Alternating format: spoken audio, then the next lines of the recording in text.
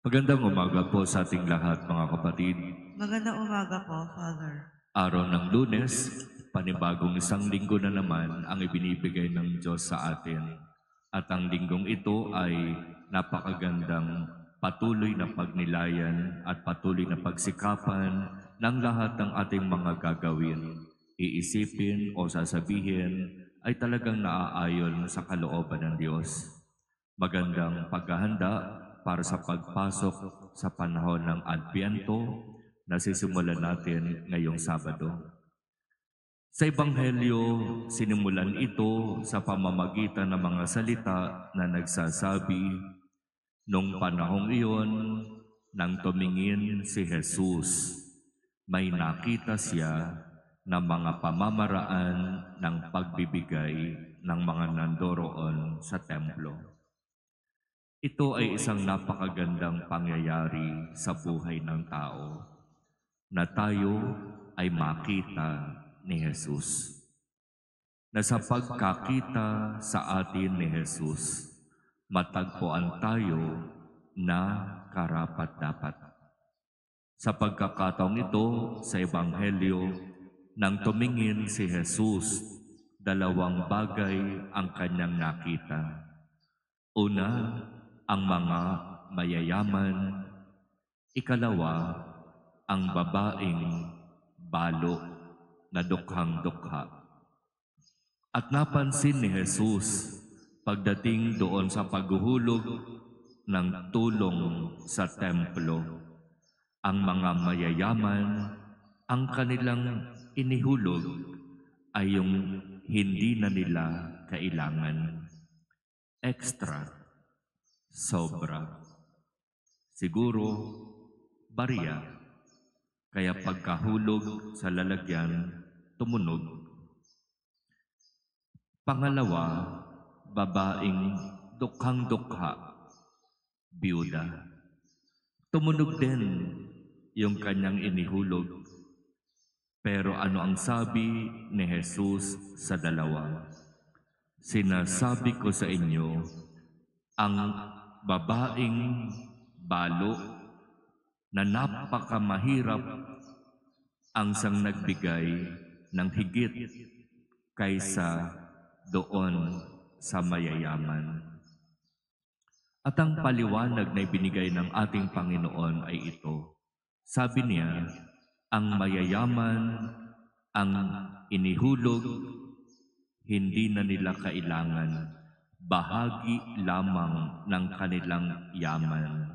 Na dahil nagbigay sila ng extra nang hindi na nila kailangan, walang pakiramdam na nawala sa kanila. Para bang walang sakit, walang kirot na naramdaman sa kanilang pagbibigay. Okay lang, extra lang naman yan, sobra lang naman yan, hindi ko naman talaga yan kailangan, ibibigay ko na. Samantalang sabi ni Jesus, itong dukha na biyuda, ang ibinigay niya yung kanyang buong ikabubuhay. Para mas maintindihan natin, magandang malaman na sa konteksto ng mga Hudyo, ang mga babae ay hindi mahalaga. Nakakaawa ang sitwasyon ng mga babae, lalo na kapag ang isang babae ay nabiyuda at walang naiwang anak. Talagang kaawa-awa ang kanyang magiging kalagayan. Isa na nga siyang babae na hindi mahalaga sa lipunan, na biyuda pa at wala pang naiwang anak. Kaya sobrang nakakaawa ang sitwasyon nitong biyudang babae na ito.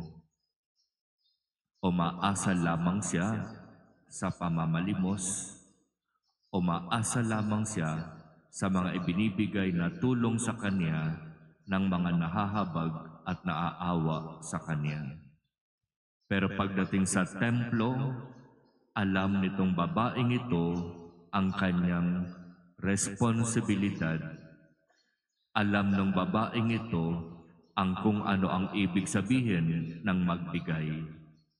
Na dahil siya ay nagbigay sa templo, yung halos kinakailangan pa niya sanang ipangbibili ng pagkain ay hindi na, wala na, sapagkat ibinigay na niya.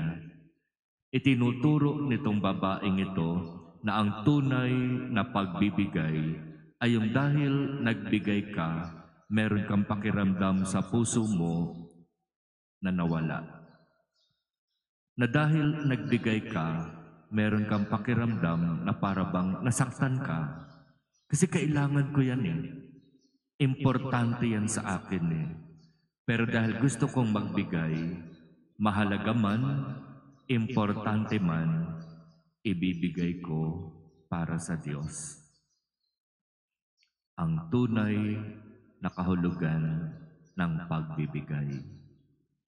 Kaya napakaganda mga kapatid na pagnilayan itong bahaging ito ng ating ebanghelyo at tanungin natin ang ating mga sarili, ako kaya, ikaw, paano ka magbigay?